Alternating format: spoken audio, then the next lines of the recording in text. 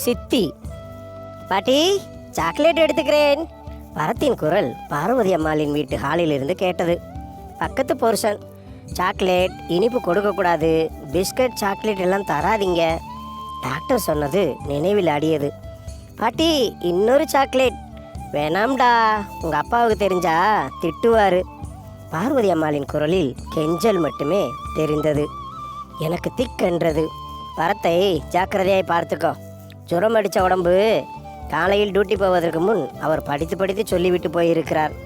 இவனும் என்னிடம் ஒட்டவே மாட்டேன் என்கிறான். என்ன செய்வது நான்? அப்பா இல்லாத நேரங்களில் பார்வதி அம்மாளின் வீடே தஞ்சம் அவனுக்கு. கடந்த 3 நாளாய் நல்ல ஜுரம் அவனுக்கு. நேற்று மாலை முதல் தான் பரவாயில்லை. கூடவே வாழ்த்தனமும் ஒட்டி கொண்டு விட்டது. குழந்தைகளின் இயல்பே அதுதானே. எனக்கு இந்த இடமும் புதிது, அவரும் புதிது. 3 வயது பரத்தும் புதிது. 2ஆம் தாரம். சென்ற திங்கட்கிழமை தான் திருமணம் நடந்தது. வாழ்க்கையை அதன் போக்கில் வாழ கற்றுக் கொடுத்த வறுமை சூழ்நிலை. அதனால் வருத்தமோ ஏக்கமோ மனதில் இல்லை, பக்குவமே. 1 வயதில் தாயை இழந்த பிள்ளை பரத். அதனால் அதிக செல்லம், அடம், அழுகை கூடவே வளர்ந்து விட்டது.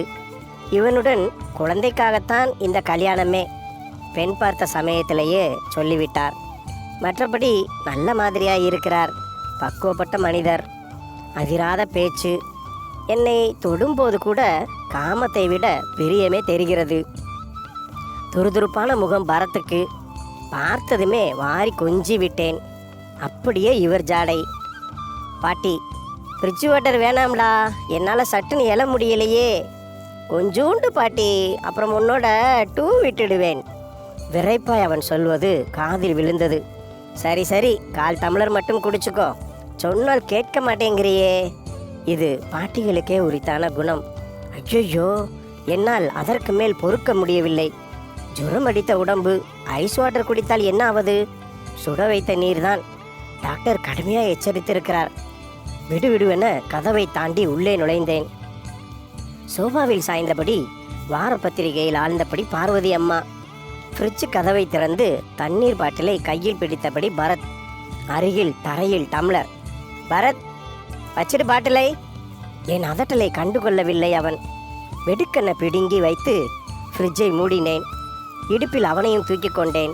கையையும் காலையும் உதறி ஓவென்று அழ ஆரம்பித்தான். செவிப்பறை வலித்தது. அதிகமாக அளவிடாதே அவனை.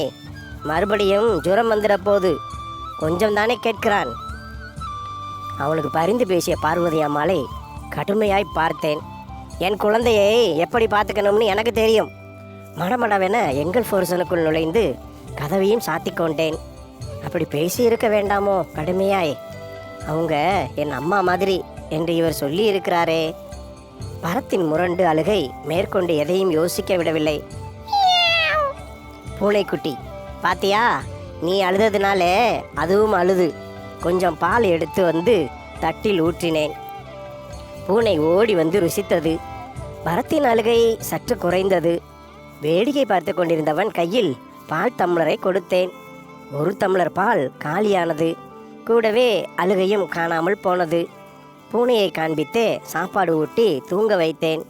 நடுக்கதவை திறந்து வைத்தேன். பார்வதி அம்மாள் வெடுக்கென்று முகத்தை திருப்பிக் கொண்டாள். கோபம். கொஞ்சம் பயமாயிருந்தது. ஷிஃப்ட் முடிந்து 3 மணிக்கெல்லாம் அவர் திரும்பிவிட்டார். நினைத்தது போலவே ஆகிவிட்டது. வெளிக்கேட்டிலேயே பார்வதி அம்மாள் பிடித்து கொண்டாள் அவரை. கையை ஆட்டி ஆட்டி பேசுவதைக் கண்டு நான் வீட்டுக்குள் பதுங்கினேன். 10 முழு நிமிடம். மனசுக்குள் லேப்டாப் வேகமாய் அடித்து கொண்டது. முதல் சண்டை இன்று அரங்கேறி விடுமோ? உள்ளே வந்தார் அவர். முகத்தை பார்க்க பயந்து அவரது பையை வாங்கி கொண்டு திரும்பினேன். நில்லு. குரலில் கடுமையோ இல்லை எப்போதும் போலத்தானோ? அவர் முகம் பார்த்து நின்றேன். படபடப்பாய். பார்வதி அம்மாவிடம் என்ன சொன்னேன்? அது ஃப்ரிட்ஜு தண்ணி, ஜுரம். திக்கினேன் வார்த்தை வராமல். கண்ணீர் வேறு முட்டி கொண்டு வந்தது. என் குழந்தை எப்படி பார்த்துக்கணும்னு எனக்கு தெரியும்னு சொன்னியா? அதட்டினார். தலையாட்டினேன். சட்டென நெருங்கி அணைத்து கொண்டார். என் குழந்தை, இது போதும். உன்னோட இந்த சொல்லே போதும். உன்னை எனக்கு ரொம்ப பிடிச்சிருக்கு. இறுக்கி கட்டிக்கொண்டார் பிரியமாய். நண்பர்களே, தொடர்ந்து இந்த கதையை குறித்த உங்கள் கமெண்ட்டுகளை கீழே பதிவிடுங்கள். தொடர்ந்து இது போன்ற கதைகளையும் கேட்பதற்கு நம் தமிழ் நம்பர் 1 ஸ்டோரிஸ் சேனலை சப்ஸ்கிரைப் செய்ய மறக்காதீர்கள் நண்பர்களே. வணக்கம்.